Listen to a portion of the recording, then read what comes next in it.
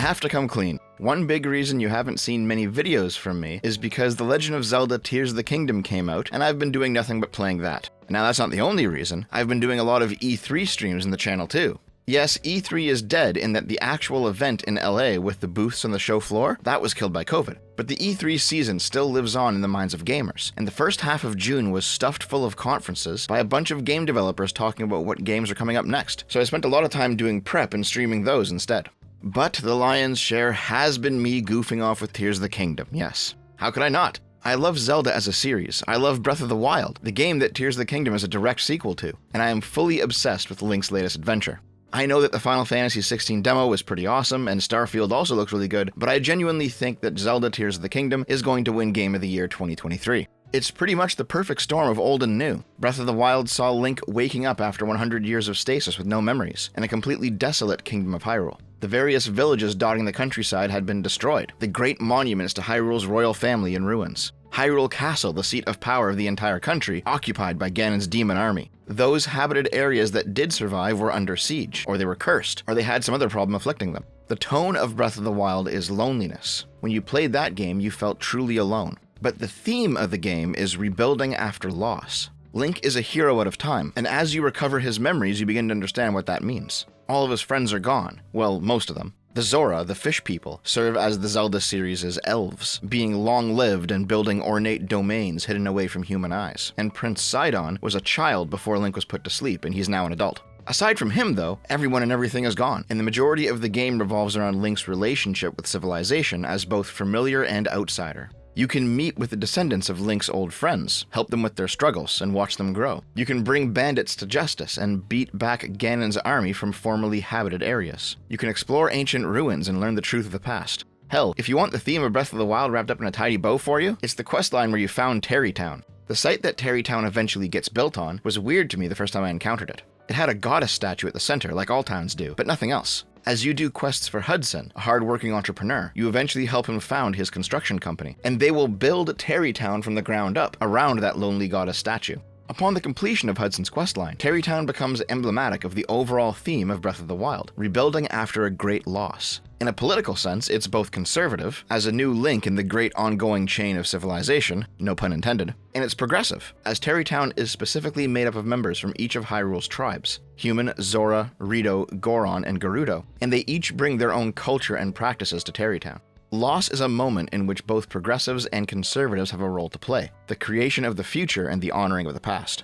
Tears of the Kingdom is a direct continuation of Breath of the Wild, both in terms of story and in terms of theme. 5 years have passed and the land is gradually being resettled. Tarrytown is a thriving hub of innovation, and Hudson's construction company is now a vital part of rebuilding Hyrule. Other new villages are slowly popping up again now that the threat is gone, or it was gone. There's new problems to solve, of course. It wouldn't be a Zelda game without villains to fight. But Hyrule doesn't seem empty and deserted anymore. It's under siege again, but this time people, normal people, not just heroes, are pushing back against the threats. This time, the game feels optimistic, not desolate. Like, yes, things are pretty bad, but we can still do this. Plus, from a gameplay perspective, going back to old haunts is just a lot of fun. Yeah, they added the Sky Islands and the Underworld as 2 huge new locations you can visit, but the surface world is the same as the Breath of the Wild map, with 5 years added onto it. Checking out how Tarrytown has grown, catching up with familiar faces from before, even remembering noteworthy gameplay challenges like the Great Plateau or Eventide Island, and wondering what's going on there now. The world feels like it's grown as well, and if you loved Breath of the Wild, Tears of the Kingdom is full of those continuity moments that you've been waiting for. Yes, I know, my channel's not just a gaming channel. I'm sure you're waiting for me to get to the point. And also, yes, I'm indulging myself a bit. There's no other time I'd be able to gush about Tears of the Kingdom like this. But okay, here's the point. The reason the game is breaking sales records and people are calling it the game of the year, the best Zelda game ever, the best game of all time even, is because Nintendo actually seems to care about the quality of their games, but also the quality of their franchises themselves.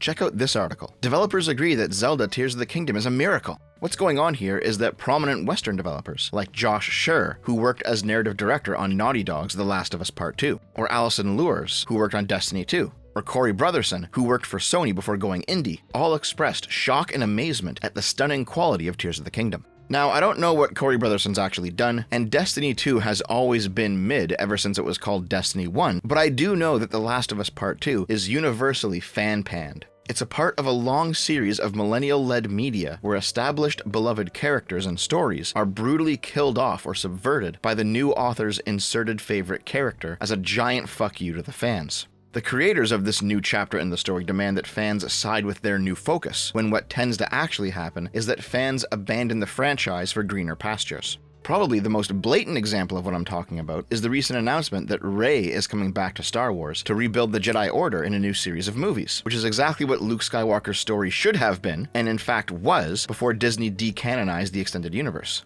The message is clear. The new protectors of these properties, these universes, they want the name, they want the icon, they want the status, they want the clout of those franchises, but they want to use them as vehicles to tell their new stories, rather than continue what was laid down before. Why is this? Sometimes it's just hubris. Sometimes, though, it's to push a political message. See my Antonio Gramsci video on that. But not so with Nintendo. When they make a game, you're pretty much guaranteed to get what you expect, for better or worse. Usually better, though as a Nintendo fag, I'm biased. Mario is always going to be about an Italian plumber running around a set of themed worlds, hitting blocks, getting power-ups, beating back Bowser's minions, and saving the princess. Sometimes you'll use fire powers, and sometimes you're at a dinosaur friend, and sometimes you'll jump into paintings, and sometimes you'll use a water pack, and sometimes you'll go to outer space, and sometimes you can throw your hat to possess enemies, but the game is fundamentally the same. The restriction on the core formula allows the experimentation of the other aspects to really stand out. The Legend of Zelda as a series is the same way. Nintendo changes things all the time, but never in a way that feels like a betrayal. In Ocarina of Time, you travel through time and try to change the future. In Majora's Masks, you wear masks that grant you new powers. In Wind Waker, the kingdom is flooded and you sail around the ocean on a ship. In Twilight Princess, you explore an alternate dimension known as the Twilight Realm, exposure to which turns Link into a wolf, which furries absolutely loved.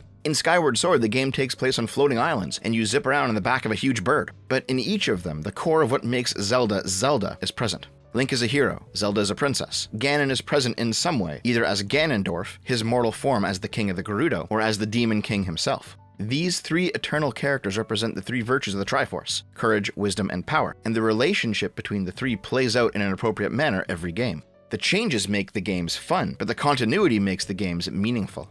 Even in small ways, there's a lot of continuity, in fact. Breath of the Wild saw players really fear the Lionel, the most dangerous of the Dark Lord's ground forces. Standing at about 20 feet tall, thousands of pounds of muscle, Lionels have the lower body of a horse, the upper body of a man, and the head of a lion. They carry some of the best equipment in the game. Steel swords forged in the lava of Death Mountain, larger than any claymore. Bows with metal drawstrings that no human could possibly pull back, firing multiple short spears every shot. They're ridiculously hard to defeat, and YouTube is filled with many a video of new players accidentally finding one, freaking out and getting completely destroyed. Taking down a Lionel is considered a true feat, both in the lore and among players. And Lionels got their start back in the original 1986 game as these little guys. Doesn't exactly inspire fear, does it? But it's the continuity that matters. Knowing that that's what they were then and this is what they are now.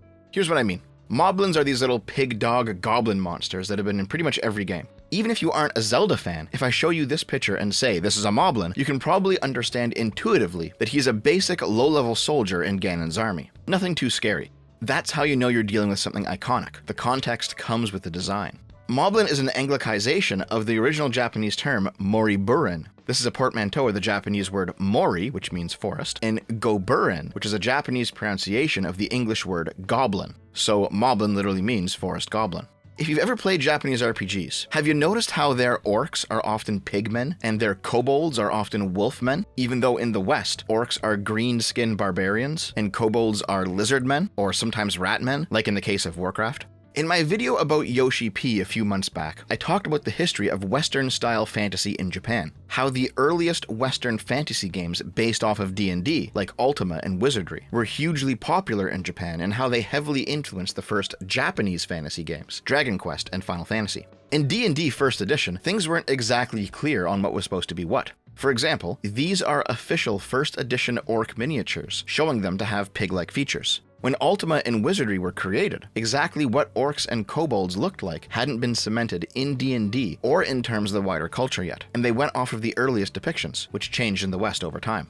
Newer Western games used these newer depictions from newer versions of D&D, but Japanese fantasy games are directly descended from Wizardry and Ultima, which both use the old designs. Further complicating the matter is that orc and goblin are used interchangeably when talking about the creatures in Lord of the Rings, which D&D was based off of. Future fantasy properties would differentiate them. Again, most notably Warcraft, where goblins are tiny green midgets that evolved from an animalistic state due to their contact with a rare powerful material, while orcs are aliens from another planet that evolved from rock giants getting infected by a weird hive mind spore. Yeah, Warcraft lore is weird. But in Japan, since their entire Western fantasy canon came from Ultima and Wizardry, orcs and goblins remained as interchangeable terms. It also helped that in Japanese mythology, there was a creature called the Butato, a barbarian pigman who wore armor and used spears. The Butato look very similar to the original depiction of orcs in the first edition of D&D, which is why, in the Zelda series, the Moblins, forest goblins, have pig-like qualities and use spears, and why orcs in other Japanese games and anime are pigmen. When I said that Moblins are iconic earlier, this is what I was getting at. Both Western and Japanese players look at the Moblin and instantly see all of this context, if only subconsciously, and they immediately get what they're all about. The two different types of players are seeing the Moblin in a different cultural context, but due to the convergence of factors, they're nonetheless pulling out more or less the same information. And this state of affairs persists across all of the Zelda games, across all of the Moblin designs, and not just Moblins, but Darknuts, Wizrobes, Stalfos, Wallmasters. They've all got a detailed origin story that can be understood through simple intuition, and each iteration builds on the previous all the way up to the present day.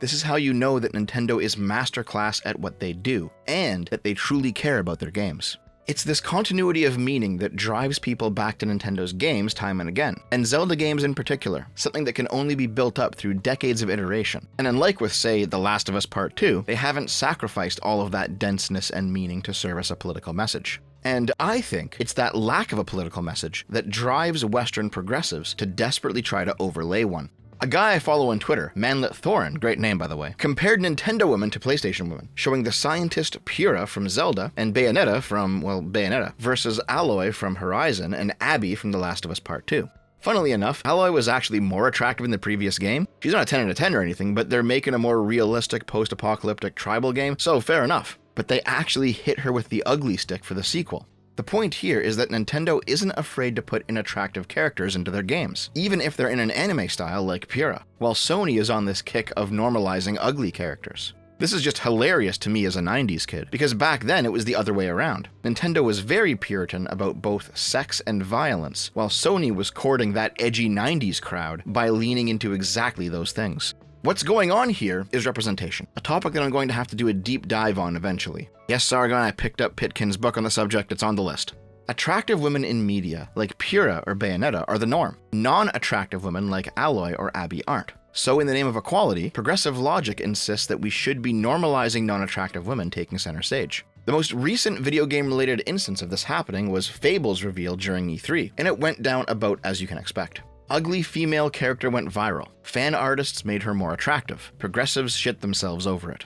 Horizon and The Last of Us are made specifically with progressive politics in mind, at least partially. This is why people generally aren't running around on Twitter or Tumblr making up headcanons or screaming about how everything is political and so these games must also be political. We already know that they are. Frankly, it's why the libertarian gay romance at The Last of Us TV show didn't actually bother non-leftists all that much, at least for the gay thing anyway. The episode was actually a huge waste of time and didn't progress the story at all, but we expected it because that's what The Last of Us is, because Bill and Frank were gay in the original story. However, because Bayonetta and Zelda aren't made with political themes in mind, you see the progs desperately trying to make them political. I covered this article on a past weekly sip, so we don't need to go too much into detail with it. Plus, it's also really cancerous. From our friends over at Polygon, Link is a gay icon and Zelda fans know it. The Legend of Zelda's queer themes are more than just subtext. This is the kind of article you write when a property doesn't actually have queer themes, and you desperately have to spin it as if it does, in order to bring it into the progressive fold. No one writes articles like this about Horizon or with The Last of Us, because there's no work to be done there to whitewash them as overtly woke. They already are, but because Zelda is not, they have to make it so.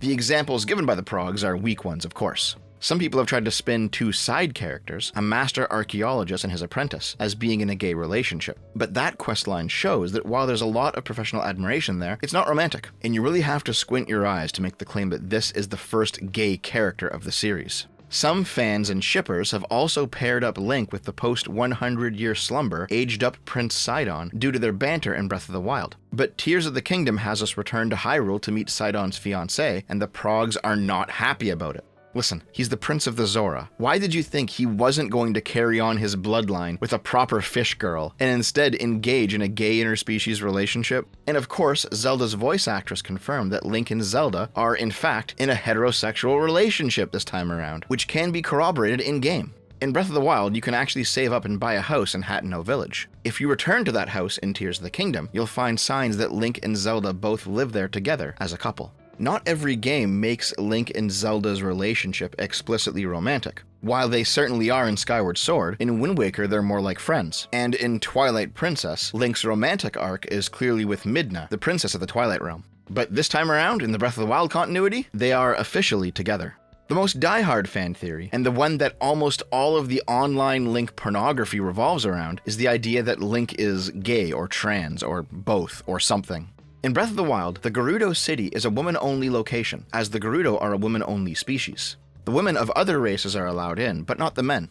Gorons are allowed in because they're gender neutral, even though most Gorons look pretty masculine. And one of the Gorons inside the city is actually really confused about the whole affair. But Link has to go into the city as part of the main story, so you have the opportunity to cross-dress. Cross-dressing comedy has been a staple in Japanese entertainment for as long as I can remember. There's the famous brothel scene in Final Fantasy VII, countless anime have done jokes about it. Hell, I played Star Tropics on my dad's old NES when I was like 5 years old, and there was a scene there where the hero had to cross-dress for a mission.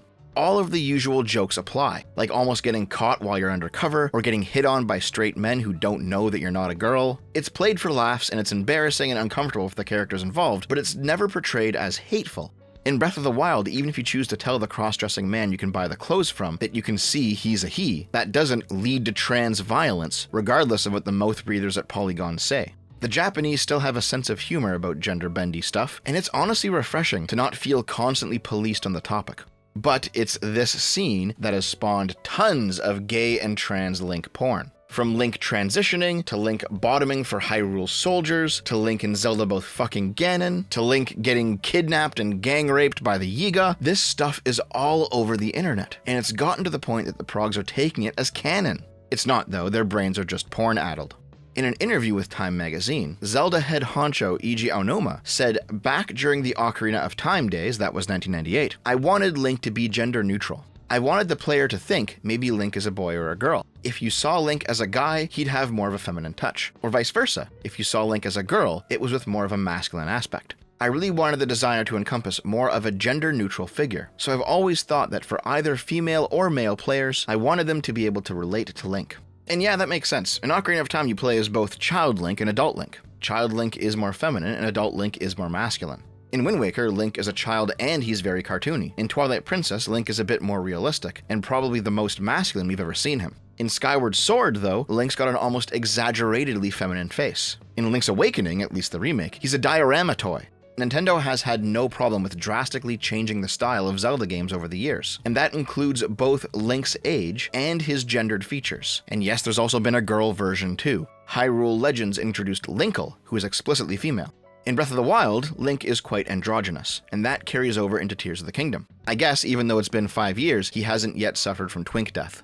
Here's the thing, if Nintendo actually made Link canonically gay or trans or something in the next game, I don't think I'd care that much. Like I said, they've always played around with Link's design. They've played him off as androgynous, they've made him more masculine or more feminine. So making a gay Link or a trans Link or another girl Link, that would just be in line with what Nintendo seems to do. But they haven't made him gay or trans yet, and the attempts to claim him just seem to be porn-induced cope. And because Nintendo hasn't bent to their whims yet, people are actually saying that it's homophobic or transphobic or some type of queerphobic that Link and Sidon aren't a thing, and that both have canon straight partners. In the same way that they said it was queerphobic that Bayonetta and John were canonically revealed to not be a couple in Bayonetta 3 last fall.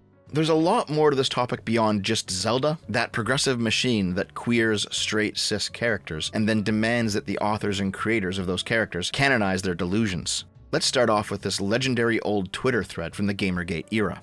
Ugh, they're trying to take poison away from us, y'all. They don't want us to have Samus, they don't want us to have poison. Fuck that. I'm not gonna be left in a world where the only single transgender woman treated with dignity in a game is Vivian.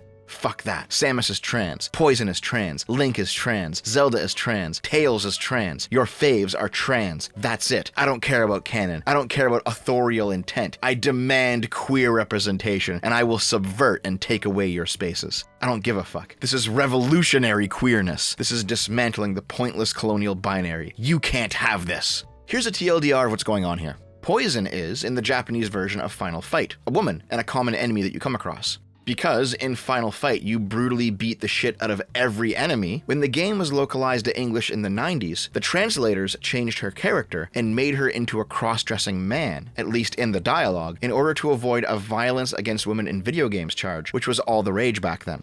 So in Japan, Poison's a cis woman. In America, Poison is a cross-dressing man. But in neither version is she trans. Vivian is one of the 3 Shadow Sisters from Paper Mario: The Thousand Year Door. She is abused by her 2 older and uglier sisters, and she eventually joins Mario's side and fights against them and the other villains of the game. In the English localization, she's just a female character. In the original Japanese, she's an otokonoko, meaning male daughter. This isn't a trans identity, it's more like a man who cross-dresses and also takes up a feminine gender role, but is still a man. The joke is that despite not being female, Vivian is far more feminine than the other Shadow Sisters. And while the sisters abuse Vivian for being an otokonoko, Mario doesn't care one way or another. So in the original Japanese, she's an otokonoko, which some people think is trans, most people think it isn't, while in the English version, she's just a cis woman.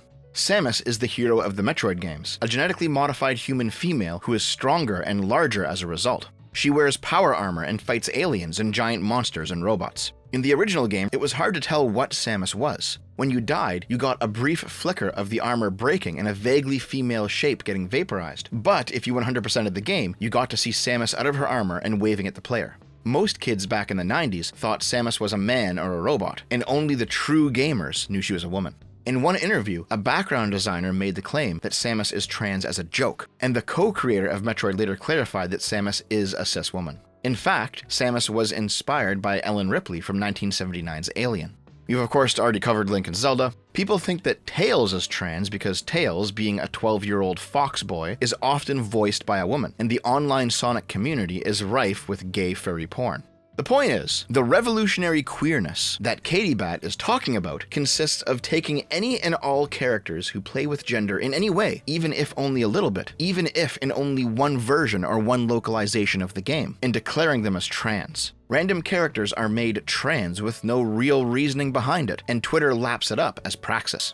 The most famous anime traps and crossdressers are declared trans unilaterally, even as those characters call themselves boys or men. Naoto from Persona 4 is a tomboy who feels feminine desires and refers to herself as a girl, but nonetheless still chooses to adopt a more masculine appearance and behaviors. Progressives were so mad that she wasn't turned into a trans man in the Western localization of the game that they made a mod for the PC version to do just that, completely missing the point of her character arc. Naoto's story is fundamentally a feminist one, that the professional workplace in Japan is so rife with sexism that talented, capable women who want to engage in that world feel forced to be more masculine than they actually are. Making Naoto a trans man is basically admitting defeat in the face of patriarchal oppression, saying that women actually have to become men in the progressive transgender sense in order to even have a career at all.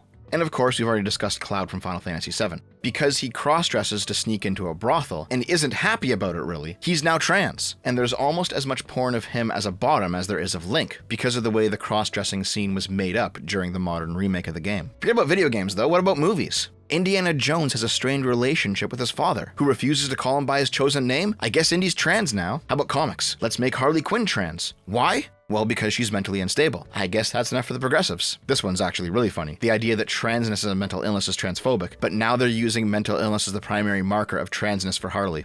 Hey, how about real fucking people? James Allen, a woman who cross-dressed and presented as a man in order to hide her lesbian relationship, but who actually was a woman in private, has been reinvented as a trans man by modern activists. Joan of Arc, because she was a woman doing something that only men did in that era, is now also a trans icon. These characters, these people, they're not trans. What's actually happening here? It's a concept known as the trans umbrella. You probably know that the number of trans people is rising steadily right now. Part of that rise can be contributed to more people being out of the closet than before, whether that's because they're more educated about gender stuff now and they can come to the realization sooner, or because they have more affirming families and friends who won't cut them off for coming out. However, part of that rise can also be contributed to social contagion. In progressive areas, being trans now gives you social clout, and so we see more people in schools, particularly girls and young women, declaring themselves trans because they have short hair and wear jeans instead of dresses, and their teacher told them that that's what it meant. But another part of what's going on here can be due to the trans umbrella. When I was in school, when a woman was a tomboy, she was still a woman. A more masculine presenting woman, but still a woman. We had a similar thing for men, the pretty boys and the emo kids of the 2000s. And to go back even further, the metrosexuals of the 90s.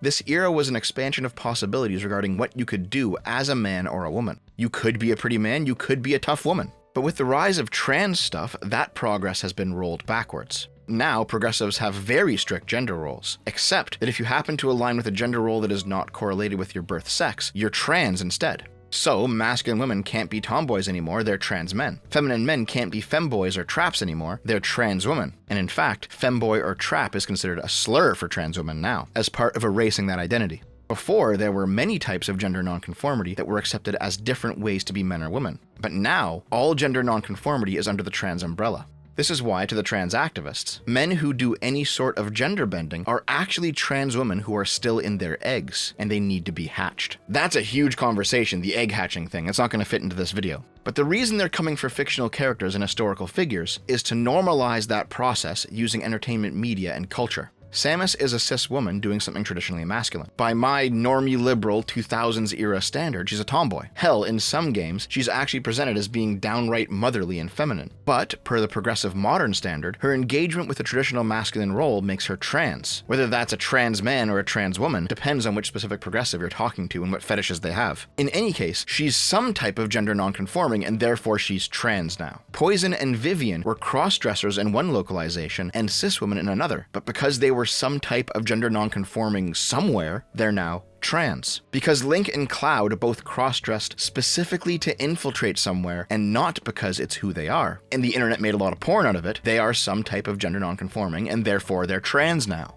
Considering how long it took trans people to ditch the idea that they were just male crossdressers with a fetish, you'd think that trans activists turning all of these instances of male crossdressers into trans icons would be seen as extremely insulting. But the majority of trans activists aren't actually trans. They're either misguided allies or weird fetishists themselves. Of course, they'll obfuscate all this by saying, hey, it's just fan-made porn, it's just a headcanon, it's just entertainment, why do you care? Let people enjoy things. Sure, fair enough. But they're not saying that in good faith. That's just to get you to shut up. Why do I think this? This is Tracer, the star of Overwatch, the character on the cover. She is canonically a lesbian. There is tons of porn on the internet of Tracer getting dicked down, getting gangbanged, her and her GF sharing cock, all of it. There's so much Tracer porn out there that most people actually forget that she's exclusively lesbian in canon. And progressive Overwatch fans have screamed bloody murder about that for years. But hey, it's just entertainment, it's just headcanon, it's just porn, who cares? Well, they do. Because they don't think it's just entertainment, even as they tell you that. Everything is political, including normalization of values through pop culture. This example is about race, not gay or trans stuff, but it still fits the bill.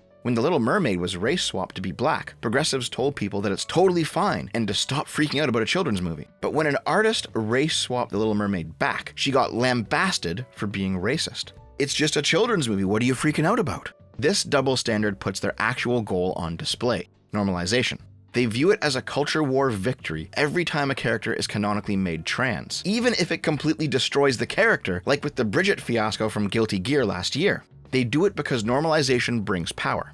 My pal Arch talked at length about this tweet, where an activist demanded that Warhammer bring in female Space Marines, in violation of the lore and the fans' love for the series, because Space Marines are the main characters in the poster child. Representation is power. They use that power to normalize certain values in media as a part of a larger push to normalize those values in real life. They only care about manipulating popular femboy or trap or otherwise gender nonconforming characters in order to make them into trans icons as a part of that normalization and control. Positive, happy characters that are traps or femboys or hell just pass well when they cross-dress like Link. They are specifically targeted by activists because 1, they're easy to pornify as trans, and 2, because they're feminine men who are nonetheless happy with being men, something that trans activists hate. And this spills over into the treatment of real-life feminine men who are happy with being men. In order to accomplish this normalization, they do all of the weird stuff that rightoid transvestigators do. Look guys, there's a trans flag in the background. This character must be trans. Look at her jaw shape, guys. Look at her hand. Trans, trans, trans. This is all very weird. At the end of the day, it is just a video game. Zelda is a game and a canon that I care about. But like I said, if they made Link a girl or whatever next time around, I wouldn't care, as long as the game itself is good. It doesn't matter to me if they make Samus trans as long as the game is good. It doesn't matter if The Last of Us has gay characters as long as it's good, and the TV show wasn't. I personally don't care all that much, but I do know that their ultimate designs aren't on media. That's a means to an end. Their designs are on real people, something that we'll have to talk about next time, and that's a lot more important.